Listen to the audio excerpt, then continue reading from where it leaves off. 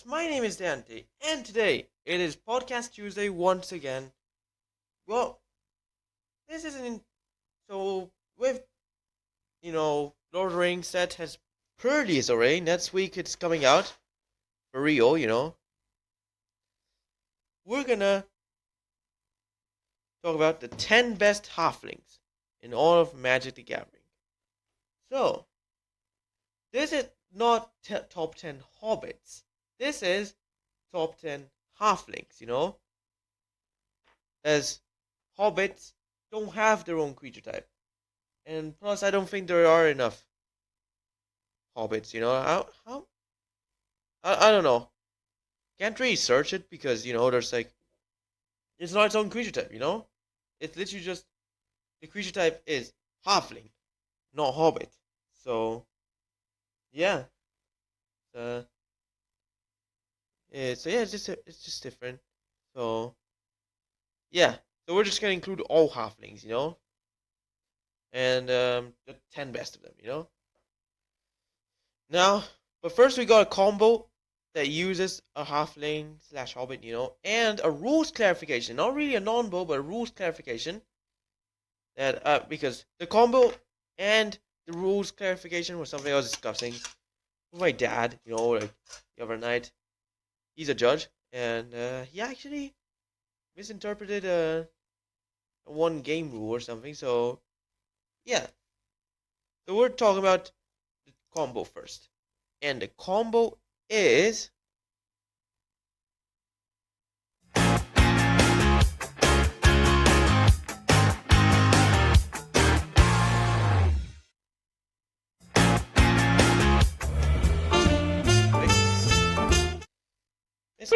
yeah, there we go. This is the combo of the week, and yeah, it's a two-man. We have Samwise Gamgee, a sack outlet, and Cauldron Familiar. Hey, thank you. Bring back MPL for contributing. Wow. Soon in case if you aren't aware, I'm actually going to have, if I reach 10,000 contributed points on Twitch, I will do an affiliate celebration live stream on Twitch. So, yeah, on Magic the Gathering Arena, 3 hours just of ranked battles, just for fun, just to celebrate this. And every month I'm just gonna go and change the challenge, like something else, like some other game and stuff. But yeah, in general, just be doing podcasts and MTGO streams. But yeah, there's Samwise Gamgee is a 2-mana, 2/2 legendary halfling peasant. Whenever another non-token creature ETBs under your control, create a food token and sacrifice 3 foods to bring back a historic card from your graveyard to your hand. Cauldron Familiar in Magic Arena cannot block, but in general, it can block, even not from MTGA. Like this combo works on any platform. It doesn't have to be like the paper one, because the only nerf that the arena version has is that it cannot block. But when it enters battlefield,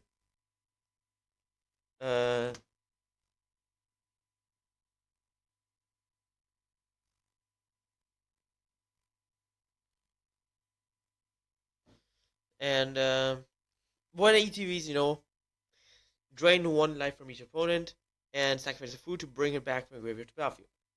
So the trick is you just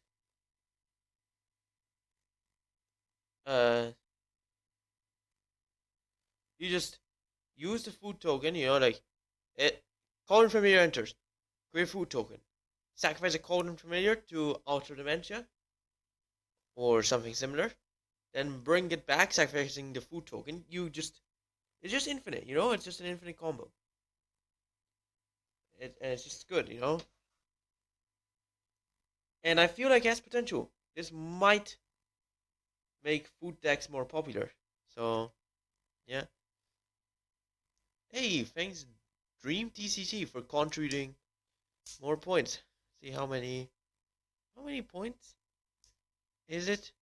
till we reach this. Hold on. Let me see. Oh, almost 9,000 points. Oh wow, wow. Thank you, viewers. We're about to approach this goal.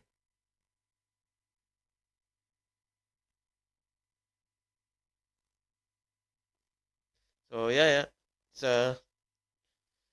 this is just infinite drain in infinite ETBs, and now time for the rules clarification. And I'm gonna explain this. Why this isn't infinite.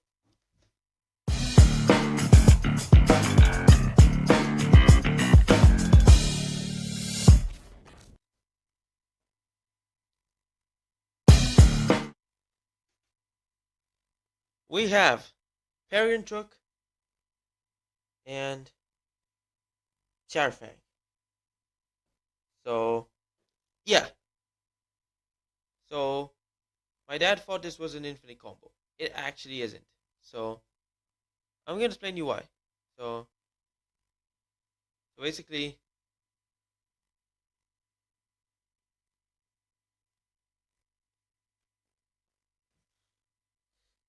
and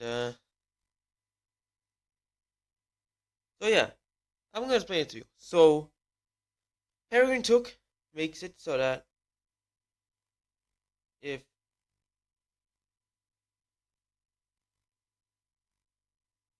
you create, like uh if you create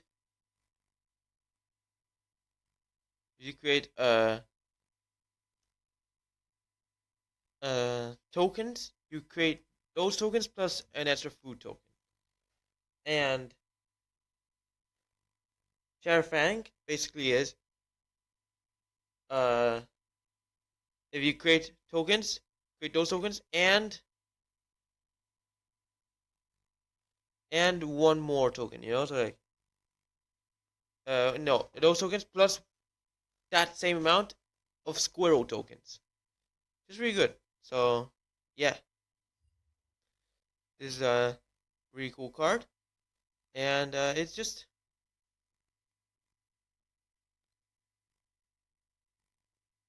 it just has potential. So yeah, it's I feel like so yeah, the thing is, this isn't infinite because basically with those replacement effects, whenever you create a token, you create that those tokens plus that amount of squirrel tokens uh and a food token. So yeah, it's just good. So yeah, this is our non-bow, not non-bow rules clarification. So yeah, this won't go infinite, because they are not triggers. Alright, they will go infinite with themselves. So let's just go into the number 10. It is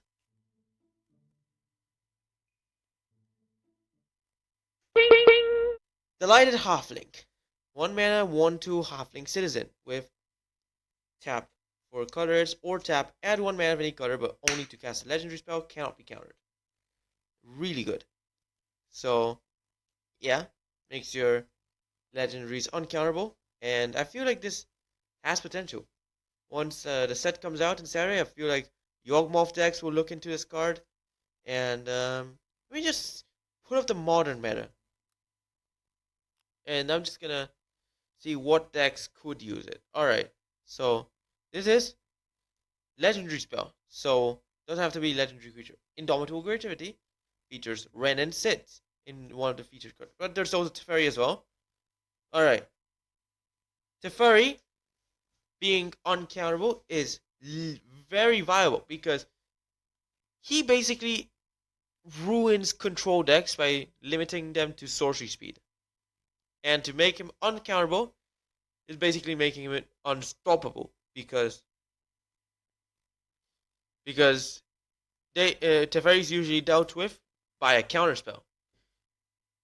But if he is uncounterable, he is basically unstoppable. But Indomitable Creativity cannot use this card because Otherwise, it will interrupt it because their main focus is to win. With Archon of Cruelty, an Elish Norn. I don't know why Elish Norn is in the sideboard, but okay. Or an Emrakul from the sideboard. So, in the auto creativity is out of the question. Murktide, not in the colors, no. Hammer Time, not in the colors, no. Rakdos Midrange, not in the colors, no. Crashing Footfalls doesn't fall under free mana. I mean, it falls under free mana, so no. Living End falls under free mana, no. Burn has green now. What the hell? I mean, Naiber. A Tarkus command is being played now. And Destructive Revelry is back! No way! Alright. Let's see. So, next. 4 or 5 color Omnath. 100%. Omnath is legendary. Red and Sitz is also legendary. And Teferi is also legendary. And Schnorr as well. So this will be perfect for that deck. Alright. Alright. Generic Ragavan. So, Gigantha is a companion. Alright.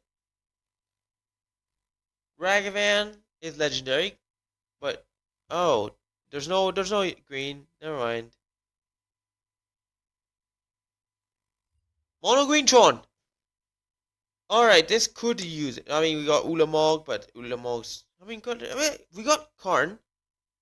We got Karn, Ulamog, Ugin.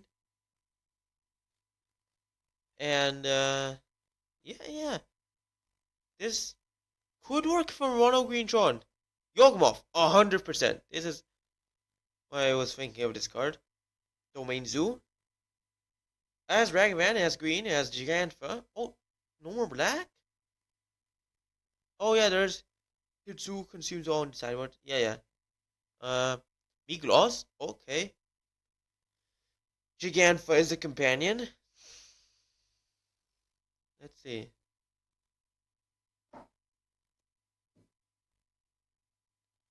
And alright.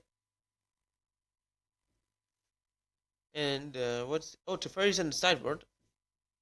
Perfect against control. And alright, Death Shadow. That's climbing back up to the meta. This is Soul Tie Death Shadow. What? Hold on. Soul Tie Death Shadow is coming back to the meta. Alright, hold on. What does this use? Grist. Okay. Why? Oh, Vampire Headspage? I'm sorry. What? Okay, let me see that. Let me see what this deck is. Okay, starting out we got Traverse. Oh, so it's like Traverse Death Shadow, but no red. Interesting choice. Seems like an interesting deck. Let's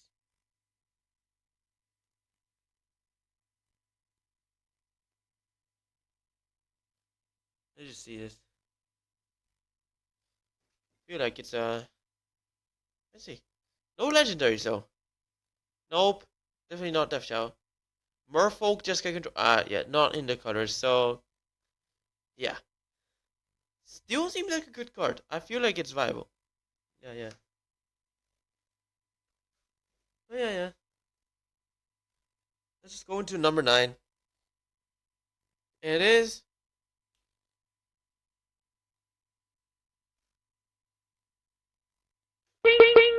Mazi.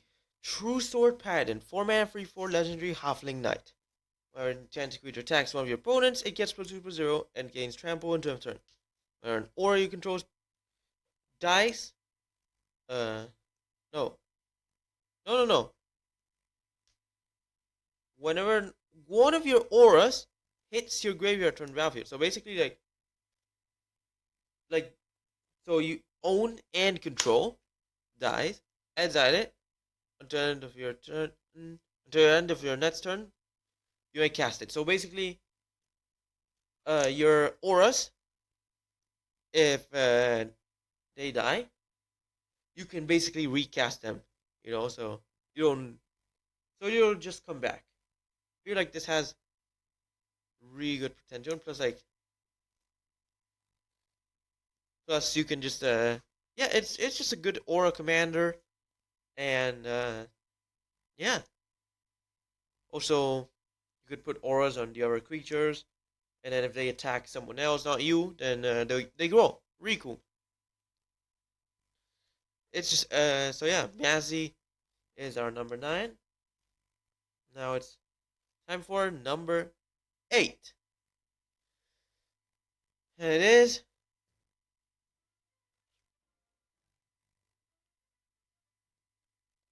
we have Frodo Sauron's Bane.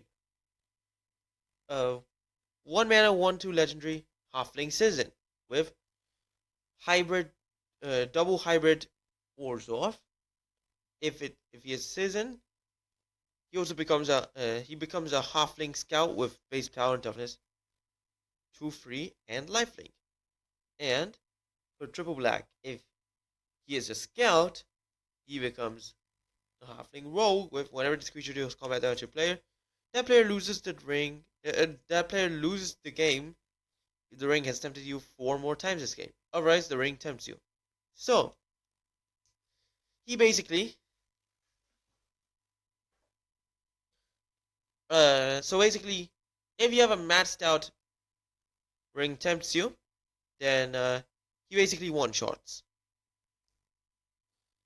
And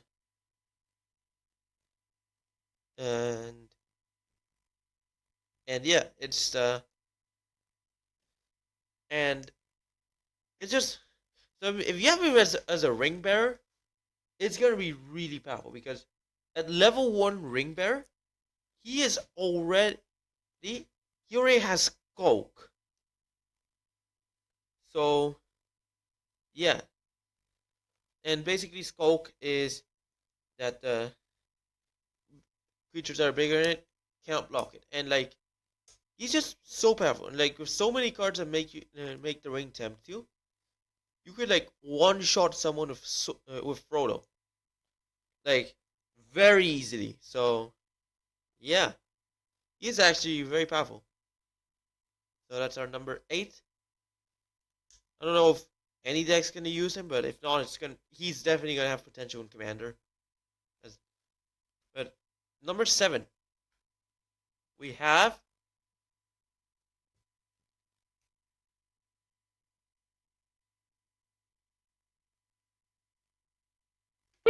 Noelle Sackville Bagging. 3 mana, 2 free legendary Halfling Citizen with Flash Menace, and she enters battlefield, adds out a creature card from an opponent's graveyard that's put there this turn, from the battlefield this turn. Then you create adds treasures where adds is the adds out cards to power. So basically, allows you to capture, some creature that's gonna die, exiling it, and then you just create treasures. Really cool card. So yeah. So yeah, this definitely will have some potential. It's a sideboard card, not as a main board, but definitely will be useful in the sideboard. Like adds out some stuff, they're gonna die and stuff. Yeah. I feel like this card has potential, especially how it creates treasures based on the power. You can basically ramp a lot with her. So these are number 7. Let's just go into our number 6, and it is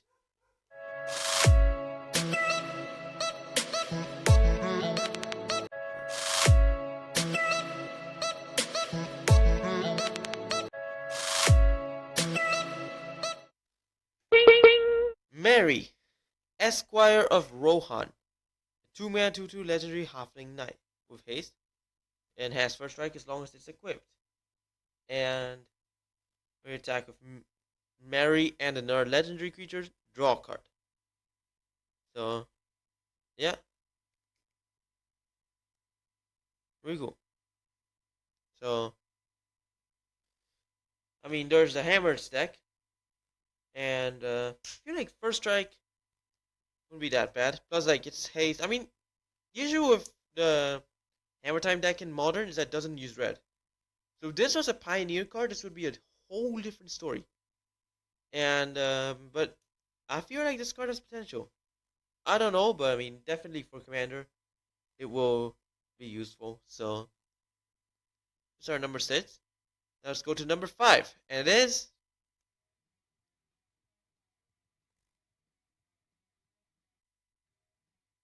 all right. We got Bilbo, birthday celebrant, 3 mana, 2/3 legendary halfling rogue, and if you gain life, you gain that much life plus 1 instead.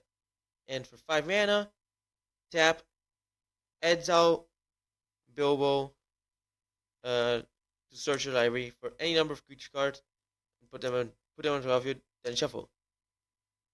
Activate only if you have 111 or more life. So this serves as a good life gain commander, and he's basically like I remember there's this angel. I don't remember the name of it, but I knew it was like angel in the name. Oh, so many parts of angel in the name. Let me see. But yeah, definitely had angel in its name. Let's just see.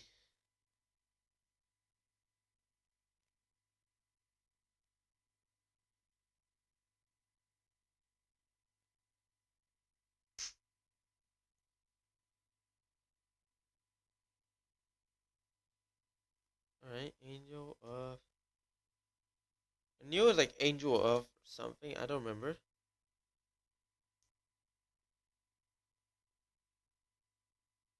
Let's see what. Alright, angel of. Wait, alright. Nope.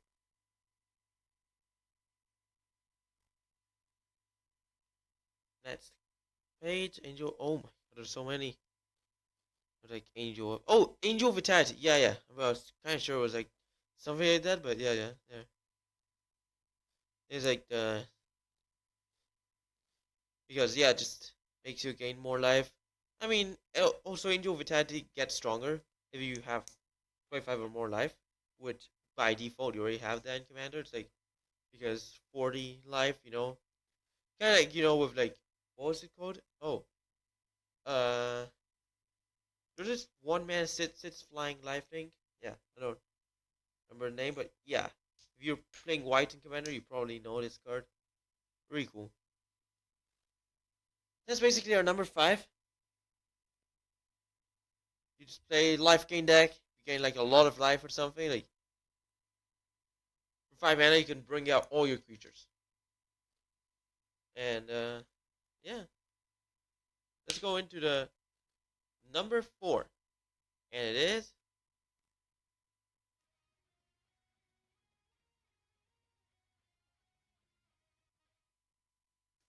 Golem.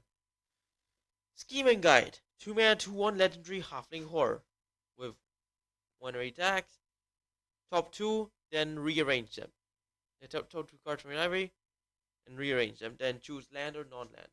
The opponent will guess if the top card is what you said it was. Then reveal the top. If they guessed right, then Golem leaves combat. Otherwise, you draw a card and Golem becomes unblockable. So, yeah, it's really good. He gets like rearrange the cards, maybe draw you cards, deceive the opponent, get unblockable, or he gets removed from combat if you're unlucky. But still, Golem is a really good card, and you play like with auras or stuff on him, he's gonna be much more powerful because he can just become unblockable and stuff. But anyways, let's just go into number 3. And the number 3 is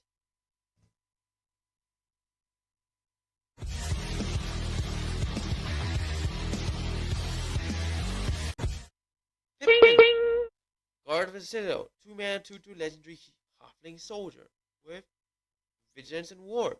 And tap another target creature you control gains protection from the card type of your choice until turn. So kind of like Mother of Runes, Giver of Runes, whatever. but instead of being colors, it's card types. And yeah, it's just really cool.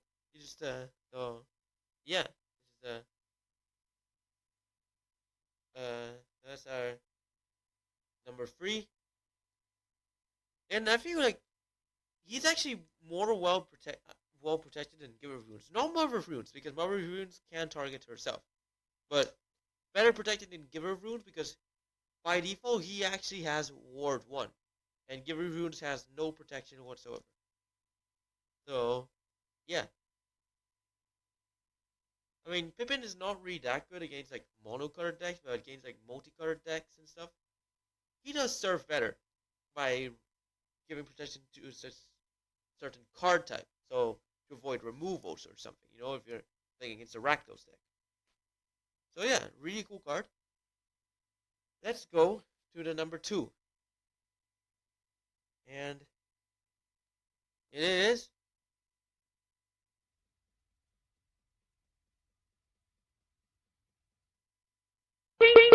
Frodo, Determined Hero. 2 mana, 2/2, legendary Halfling Warrior. With when ETBs attach an MV2 or 3 equipment to Frodo. Does it not 3 or less, has to be 2 or 3, so not the hammer. But he still does well with swords and stuff, you know, like the sword of something, and prevent all damage that will be dealt to him during your turn. So basically, you attack with him, and he's basically unkillable during combat. But not when you block with him, but also when he attacks. So you can just equip so many stuff on him.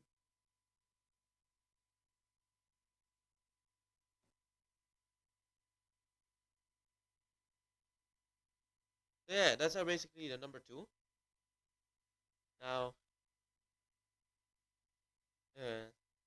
just really cool. So let's just go in to number 1.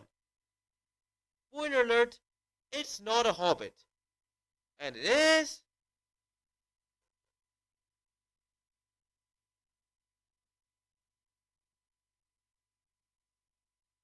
Archivist of Ogma.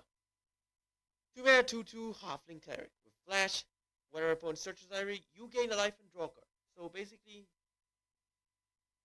initially was printed in the Commander Baldur's Gate, and also got added in the Arena version of the set.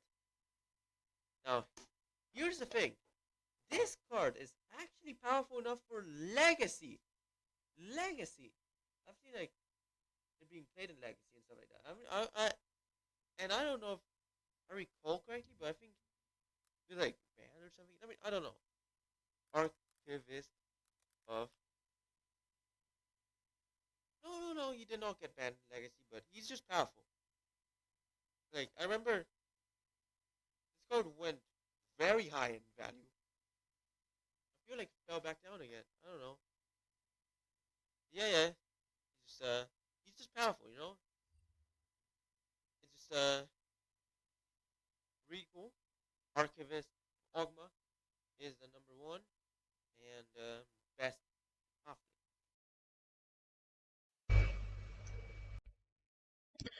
Yeah. Basically the best halfling. And Frodo, the determined hero, is the best hobbit. But the best halfling is Archivist of Ogma. And is Bro missing an arm? What? What? No way. Pretty sure Bro's missing an arm. Okay. Anyways, congratulations. You've made it to the end of the podcast. So why don't you like, subscribe, and follow Fair Share Friends, stay tuned to new streams and podcasts. Next podcast, I know it will say it's live, but it's not actually. It's actually it's a pre-recorded podcast. And it's it it doesn't it and it's just gonna be a bit sped up, but I mean it's still gonna air around at the same time. You know, you can just watch it live on Twitch and on YouTube. just a 15 minutes podcast. The 10 best, the best card from every mana cost from 10 to 1, but not including the Power 9. So, yeah. Anyways, this is anyways, yeah. Afterwards, don't worry, I'll be back, and the podcast will be like. The thing is, next one is because I'm traveling, and I don't know where I'm gonna be, so it's not gonna be a live podcast. Anyways, thanks for watching. Hope you enjoyed it, and bye.